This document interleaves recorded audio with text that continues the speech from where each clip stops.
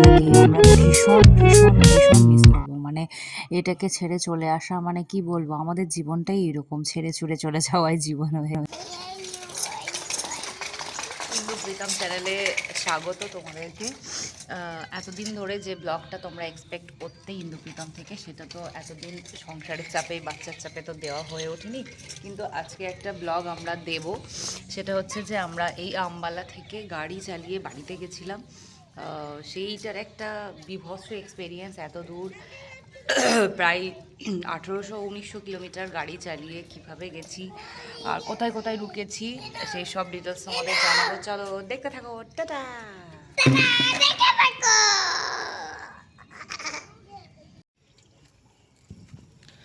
রাত্রেবেলা আমাদের সামান প্যাক হচ্ছে,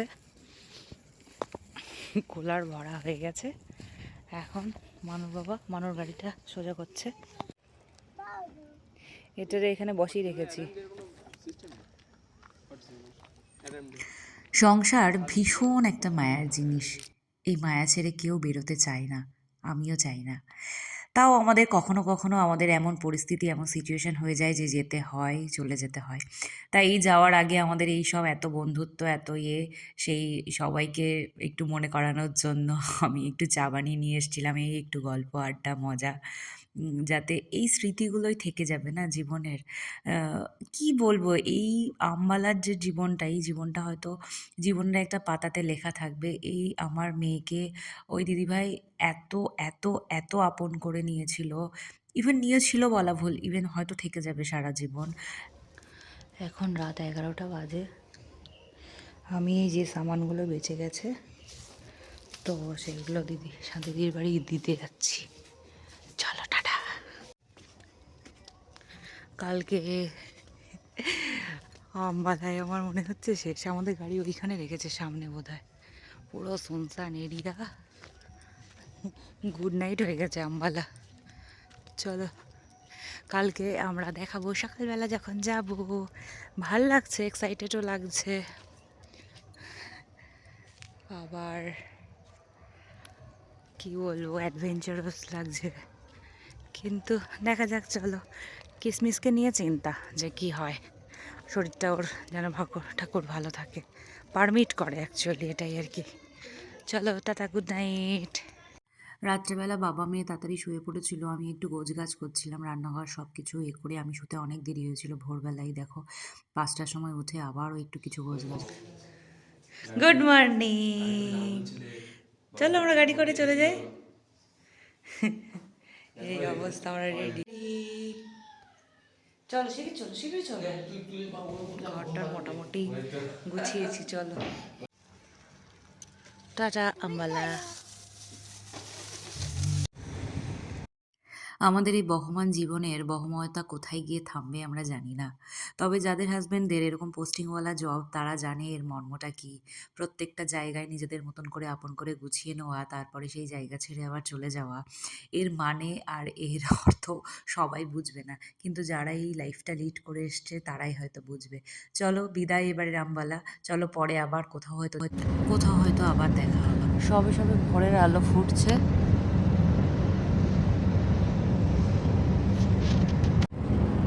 এই যে হ্যাঁ, সবে সবে ফুটছে, আমরা ঠান্ডায় কাবু হয়ে গেছি।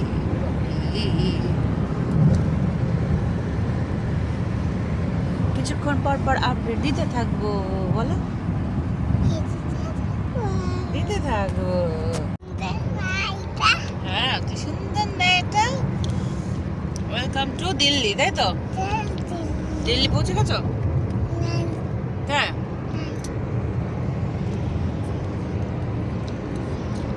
Next update. দিল্লিতে যেটা সব থেকে বেশি আমার ভালো লেগেছিল সেটা হচ্ছে ওই অক্ষরধাম টেম্পল। ওই দেখো বন্ধুরা, ওই দূরে দেখা যাচ্ছে। আমরা গেছি, বহুবার গেছি, দিল্লিতে যখন থাকতাম তখন গেছি এই গাড়ি করে। এখন এই রাস্তা দিয়ে যাচ্ছি, দেখতে পাচ্ছিলাম, বেশ ভালো লাগছিল, আবার যেতে পারলে ভালো লাগতো।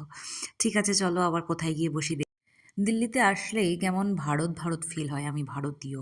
সত্যি কথা, প্রত্যেকটা জায়গাতেই দেখতে পাবো এরকম ঝান্ডা। এত ভালো লাগে পতাকা দেখতে, মানে প্রত্যেকটা জায়গাতেই এত সুন্দর। এই দিল্লি এসছি আর জ্যামে পড়বো না, এটা হয় এবার শুরু। আমরা সকাল সকাল চলে এসেছিলাম বলে কিছু এখন দাঁড়িয়ে আছি আমরা যমুনা এক্সপ্রেস হাইওয়েতে। কারণ হচ্ছে ওনার সময় শুরু হয়েছে গাড়ি চালানো, গাড়ি জাস্ট দাঁড়ানো, এখন বাজে 10টা 20, ওই কারণে দাঁড়ানো হয়েছে। তো মাম্মা কি এতটা বলছে? রাস্তা একা একা ড্রাইভ করলো। মাম্মাম কি বলছো? ও মোনা বলে যাচ্ছে। চলো, চলো, চলো, চলো, চলো। এখনো লং ওয়ে টু গো।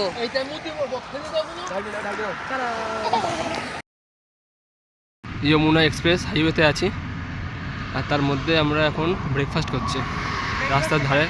আলুর পরোটা, বাবা দাঁড়িয়ে দাঁড়িয়ে। গাড়ি এই হচ্ছে যমুনা এক্সপ্রেস, এই। আর আমরা একদম গাড়ির সাইডে দাঁড়িয়ে আছি। আর এখন ইন্দ্রাণী আর মাম্মাম এই দাঁড়িয়ে সাইডে দাঁড়িয়ে। মনে অনেকখানি সাহস আর আমাদের পথ চলতি ভালোবাসা নিয়ে চললাম আমরা সুদূর প্রান্তে পাড়ি দিতে।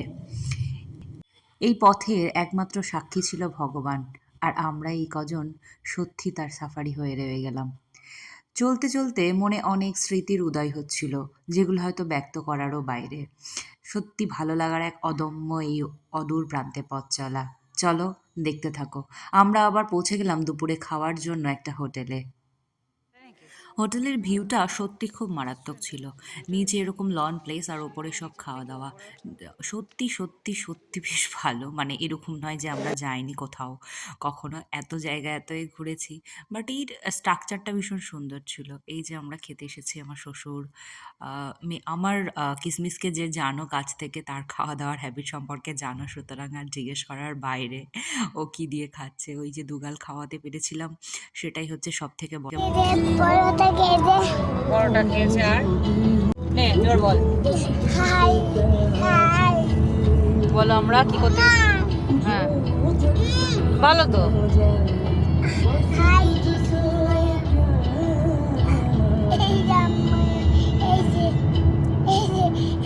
যাচ্ছি,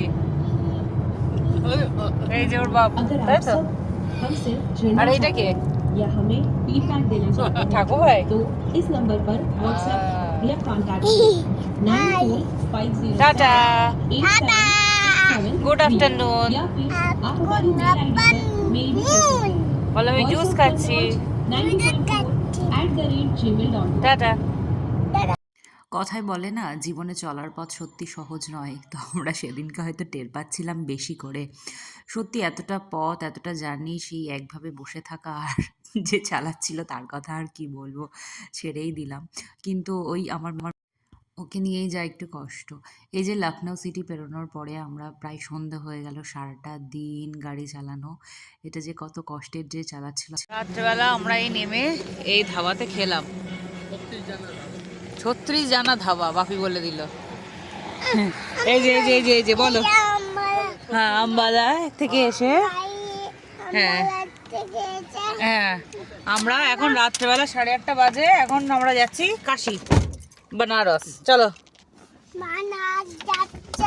হ্যাঁ চলো, টাটা, কালকে। এই পথ যেন শেষ হওয়ার নয়, জানি না কোথায় গিয়ে থামবে। সত্যি তখন ওইটাই মাথার মধ্যে চলছিল, কখন থামবে, কখন একটু রেস্ট নেব। ওদিনকে আমরা বেনারস গিয়ে হোটেলে থেকেছিলাম। পরদিন সকালবেলা বেনারস থেকে কাশী মন্দির একটু দর্শন করে আবার সকালবেলা আমরা রওনা দিয়েছিলাম কলকাতার উদ্দেশ্যে। দিয়ে পরের দিন গোটা দিন গাড়ি চালানো। আমাদের এই জার্নির সঙ্গী হয়েছিল ক্লান্তি, আর একটু ভালো লাগা, আর আমাদের এই মনোরঞ্জন, আমাদের কিসমিস। সত্যি ওরও তো, ওর জন্যই বেশি আর কি মন খারাপ। ও এতটা জার্নি করার পরেও ওই যে একটু রেস্ট নিতে পারছিল ও একা একা। ওইখানে ওকে আমি শুয়ে দিয়েছিলাম, অনেকটা রাত হয়ে গেছিলো না, প্রায় 12টা 12:30টার সময় আমরা হোটেলে গিয়ে পৌঁছেছিলাম। চলো হোটেল গিয়ে দেখাই, টাটা। রাত্রেবেলা 11:46 বাজে আসলাম হোটেলে। বাপরে বাপ, জীবন কালি কালি। গাড়ি থামতেই কিসমিসের ঘুম ভেঙে গেছিল। আর যখনই ঘুম ভেঙে দেখে এরকম একটা জায়গায় আমরা এসেছি, তখন ও বলছে আমি থাকবোই না, এই বাড়িতে আমি আসবোই না। ভীষণ কাঁদছিল, সারা রাত কেঁদেছিল। আমরা এখন সকালবেলা এই যে বেরোচ্ছি, এই যে ভাইয়া হোটেলে সকালবেলা 7টা বাজেনি, 6:30 পৌনে 7টা হয়েছে, এই বেরোচ্ছি। এই হচ্ছে কাশী, বারাণসীর কাশী ঘাটে যাব এবার। সকালবেলা মানুর ঠাকুরবাড়ির কাঁধে চেপে চলল কাশী বিশ্বনাথ দর্শন করতে। ওরে বাবা, সেদিনকে ছিল পূর্ণিমা, এত এত এত ভিড় হয়েছিল যে আমরা ঠিকমতো এই করতে পারিনি। তো যাই হোক, এইটা পরে দেখাবো। আমাদের অনেকটা পথ চলতে এই সেই কাশীর বিখ্যাত ঘাট, যেটা আমি এতদিন ফটোতে দেখে এসেছি বা কারোর ভিডিওসে দেখে এসেছি। একটুখানি গঙ্গার জল মাথায় দিয়েছিলাম, যেহেতু আমাদের অনেকটা পথ চলতে হয়েছিল সেজন্য আমরা সেদিনকে রওনা দিয়েছিলাম। আবার দেখা হবে কাশী, টাটা টাটা। এই যে হাইওয়ে, এই নেক্সট দিন সকালে আবার এই বেরিয়ে পড়েছি। এই যে ধাবা এবার খেতে এসেছি, চলো। হ্যাঁ চলো, ব্রেকফাস্ট হবে এবার।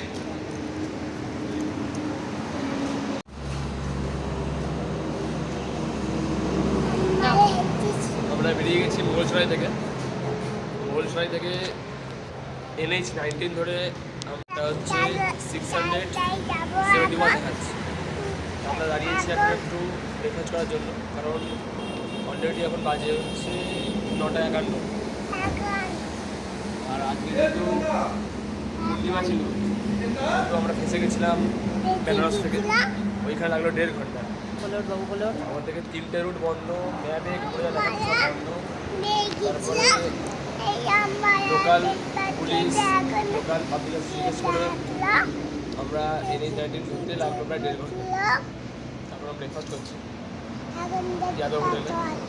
ব্রেকফাস্ট করে আবার আমরা বেরোবো 10 মিনিটের মধ্যে। তারপরে আমরা নেক্সট ঘর কোথায় করবো বলে দেওয়া হবে, দেখিয়ে দেওয়া হবে।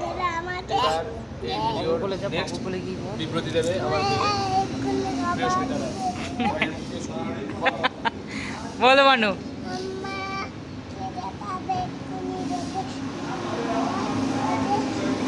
দেখ, risk is part of life. সত্যি সেদিনকে যদি রিস্কটা না নিতাম গাড়ি করে আসা, তাহলে হয়তো এই অ্যাডভেঞ্চারাস জার্নিটা আমরা সত্যি সাক্ষী হতে পারতাম না। সত্যি এতটাই ভালো লাগছিল, হয়তো ভালোর কষ্ট তো হচ্ছিল, কিন্তু তার পাশাপাশি এই চারিপাশ নিজেদের মতন করে দেখতে দেখতে আসা, আহা। সারাদিন এই করেই যাচ্ছে, দুদিন। ড্রাইভারের বাবা।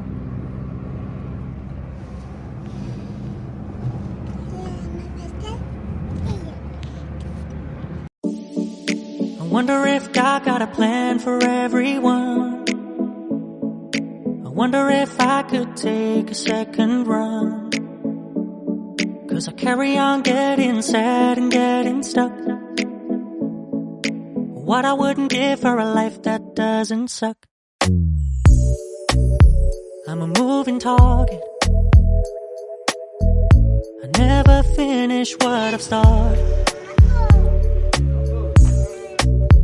I'm a moving target. বাচ্চা থাকলে হচ্ছে সমস্যা। But if I stop moving, then I'll have to face O myself. হাগিসে হিসু করে, Don't হিসুটা wanna করবে, face myself. করে না হিসুতে, হাগিসে কিছুতেই করে না, মানে হিসুও করে না, পটিও করে না। Don't wanna face potty myself. পেয়েছে, কিছুতেই হাগিসে করবে না। তা নাও, এবার রাস্তার পাশে Don't wanna face myself. 19 I'm a moving target. পাশে দাঁড়িয়ে আছি, করে নিই করছি। রাস্তার পাশে ধাবায় দাঁড়াতে গিয়ে এরকম একটা সুন্দর ঘোড়ার গাড়ি দেখলাম, ব্যাস চলো ফটো তুলি। ওদিনে ওইখানে একটা ধাবাতে বিহারে খাওয়ার পরে, না সরি ঝাড়খণ্ডে খাওয়ার পরে আমরা বহু বহু বহু প্রতীক্ষার অবসান হলো। অ্যাট লাস্ট কলকাতায় এসে পৌঁছালাম। এই যে কলকাতার বালির ব্রিজ পার হচ্ছি, সত্যি এক অনবদ্য অনুভূতি। আর কিছুক্ষণের মধ্যেই আমরা বাড়ি পৌঁছে যাব। উফ, কি যে শান্তি, তা বলে বোঝানো যাবে না। মানে বীভৎস ভালো লাগা, মানে আর সবথেকে কথা, যে গাড়ি চালিয়েছে তার যে কত কষ্ট হয়েছে সেটাও বলে বোঝানো যাবে না। চলো আর কিছুক্ষণ ওয়েট, তারপরেই বাড়ি। এই যে দক্ষিণেশ্বর স্কাইলার্ক, পৌঁছ গে প্রায়। এখান দিয়ে কত হেঁটে হেঁটে গেছি। হ্যাঁ,